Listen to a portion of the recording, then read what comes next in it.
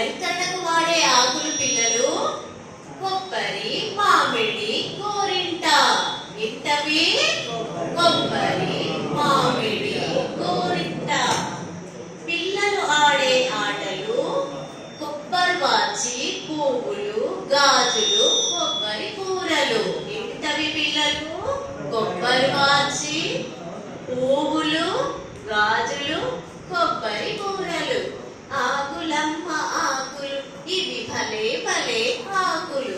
ఇది నేర్చుకున్నాను అనుకోండి సార్, ఆకుల గురించి రాయండి అన్నప్పుడు ఈ పాట కొంచెం మనం రెగ్యులర్ గా కొంచెం అప్పుడప్పుడు పాడిస్తుంటే వాడు డైరెక్ట్ చెప్పేశాడు.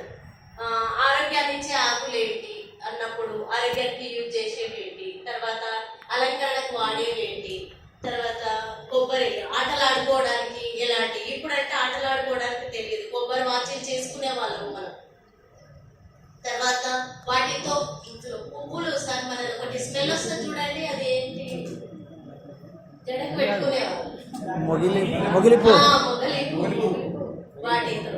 తర్వాత గాజులు అంటే డిఫరెంట్ టైప్ ఆఫ్ ఆర్నమెంట్స్ చేసుకుని ధరించేవాళ్ళం.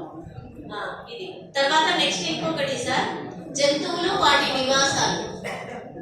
జంతువులు వాటి నివాసానికి సంబంధించి ఏదో ఒక రాగము, ఒక అడ్యూతో నేస్తం నేస్తం వినరండి జంతువులు వాటి నివాసాలు. నేస్తం నేస్తం వినరండి జంతువులు వాటి నివాసాలు. పచ్చని చెట్ల మీద పక్షులు గూళ్ళు అల్లి ఉంటాయి. చెట్ల దొర్రలోన చిలిపి ఉడతమ్మ ఉంటుంది. పాకలోన పశువులు, బొరియల్లోన ఎలుకలు, కుందేళ్ళు, నీటిలోన చేపలు, కప్పలు, ముసళ్ళు ఉంటాయి.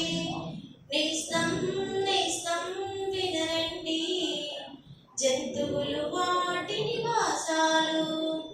అడవిలోన క్రూర మృగాలు, పెద్ద పెద్ద జంతువులు, పుట్టలోన మామూలు చీమలు నివాసాలుగా ఉంటాయి.